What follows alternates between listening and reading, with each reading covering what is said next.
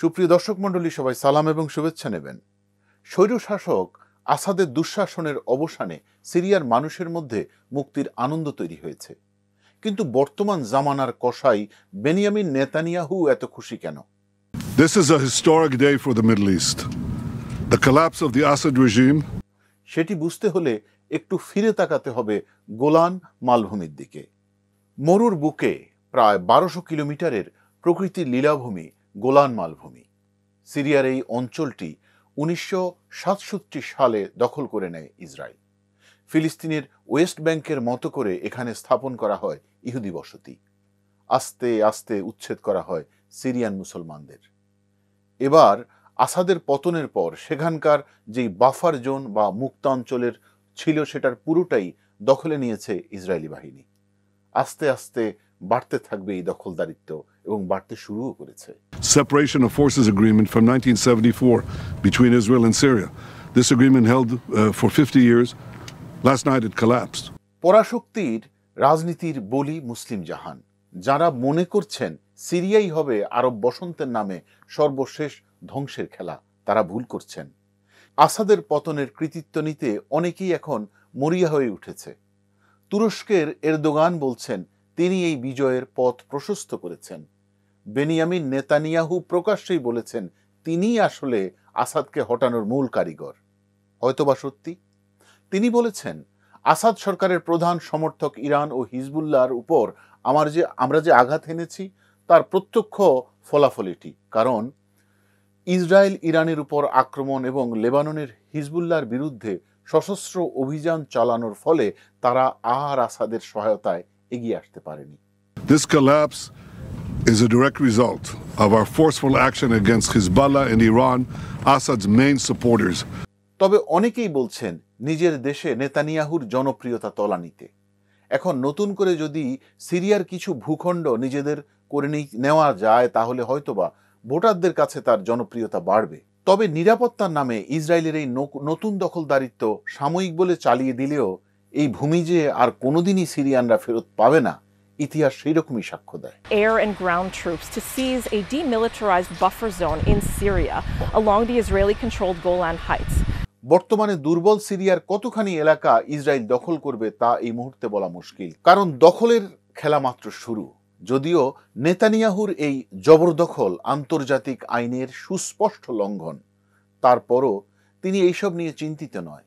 কারণ তিনি জানেন আন্তর্জাতিক আইন সংশোধন করা যাবে, প্রয়োজনে নতুন করে আইন তৈরি করাও যাবে। ইসরায়েলের স্বার্থ যেখানে আছে সেখানে নতুন আইন, নতুন সংবিধান কেবল সময়ের ব্যাপার মাত্র। আবার এই বিজয়ের প্রধান নায়ক হায়াত তাহরির আল শামসের নেতা আবু মুহাম্মদ জুলানি ছিল আমেরিকা এবং পশ্চিমা দুনিয়ার মোস্ট ওয়ান্টেড টেরোরিস্ট। তাকে ধরার জন্য বিশাল অঙ্কের পুরস্কার ঘোষণা করেছিল পশ্চিমা দুনিয়া। এখন তাকে সাধারণ ক্ষমার আওতায় এনে পশ্চিমা মেহমান বানাতে ব্যস্ত হয়ে পড়েছে ইঙ্গো মার্কিন পরাশক্তি। যুক্তরাজ্য তার বিষয়টি পুনর্বিবেচনার কথা ঘোষণা দিয়েছে। সিরিয়া ভ্রমণ করার অপরাধে অনেকের ব্রিটিশ পাসপোর্ট নিষিদ্ধ ঘটনাও ঘটেছে। এখন লন্ডনের রাস্তায় প্রকাশ্যে উঠছে সিরিয়ান পতাকা। And we should start a new future for Syria, democratic Syria. 8 December স্বৈর শাসক আসাদের পালায়ন সিরিয়াকে কতখানি শান্তি আর অগ্রগতির দিকে নেবে সেই অঙ্ক মেলাতে হলে ইরাক, মিশর, লিবিয়া, ইয়েমেন, আফগানিস্তানের দিকে তাকালেই নতুন করে ভাবতে হবে না। হায়াত তাহরির আল শামের প্রতিষ্ঠাতা আবু মুহাম্মদ আল জোলানি যদি নতুন করে আইএস বা আবু বকর আল বাগদাদির ভূমিকায় অবতীর্ণ হয়, আশা করছি অবাক হবেন না। সুন্নি মুসলিম গ্রুপ বলে ভাববেন না এরা সুন্নির বন্ধু। রাষ্ট্র পরিচালনা আর সশস্ত্র গ্রুপ পরিচালনা করা এক জিনিস নয়। দুর্বল আসাদ সরকারকে শেষ ধাক্কা দিতে সিরিয়ার সশস্ত্র 4টি গ্রুপ একত্রিত হয়ে আসাদকে উৎখাত করেছে ঠিকই, কিন্তু এরপর কি হবে সেই বিষয়ে তারা স্পষ্ট করে জানে না। কারণ স্বৈর শাসকরা দেশের অবকাঠামো এমনভাবে ভঙ্গুর করে দিয়ে যায় যার পুনর্নির্মাণে নতুন করে শক্তি জোগাড় করতে করতে ক্ষমতাসীনরা দুর্বল হয়ে যায়, অজনপ্রিয় হয়ে ওঠে। কথায় বলে না, আমেরিকা যার বন্ধু তার আর শত্রুর দরকার হয় না। এ সকল সশস্ত্র গোষ্ঠীর অবস্থাও তাই হবে। হায়াত তাহরির আল শামস নামে সশস্ত্র রাজনৈতিক সংগঠনটি 15,000 সশস্ত্র যোদ্ধারা এত অস্ত্র কোথায় পেলেন? আসাদ রিজিমের বাইরে থাকা সিরিয়ার মানুষ ক্ষুধার জ্বালায় জলপাই পাতা খায়। বিশুদ্ধ পানি, পর্যাপ্ত খাবার, চিকিৎসা, শিক্ষা থেকে বঞ্চিত প্রায় 1 দশক থেকে। লক্ষ লক্ষ মানুষ বহু বছর থেকে তাঁবুতে বাস করছে, বেদুইনের মতো। তাহলে এই বিশাল সশস্ত্র গোষ্ঠীর অস্ত্র এবং গোলাবারুদ যোগান কোথা থেকে এসেছে? আমেরিকার পৃষ্ঠপোষকতায়, ইসরায়েলের সহায়তায় যেই উগ্র সুন্নি সশস্ত্র তথাকথিত রাজনৈতিক দলটি তৈরি হয়েছে, অচিরেই সেই আমেরিকাই এদের দমনের জন্য আবার নতুন গ্রুপ তৈরি করবে। ততদিনে আরো দুর্বল হয়ে যাবে সিরিয়ার জনগণ। খুব অল্প সময়ের মধ্যে মানুষ ভুলে যাবে আসাদকে, আসাদের ভয়ঙ্কর দুঃশাসনকে। অসহায় সিরিয়ানদের কেউ কেউ বলতে থাকবে আসাদই ভালো ছিল। বিশ্ব মিডিয়ায় সংবাদ হবে তাহরির আল সামের নেতৃত্বে গড়া ঐক্যের ফাটল। সিরিয়ায় ইরান এবং রাশিয়ার প্রভাব কমেছে।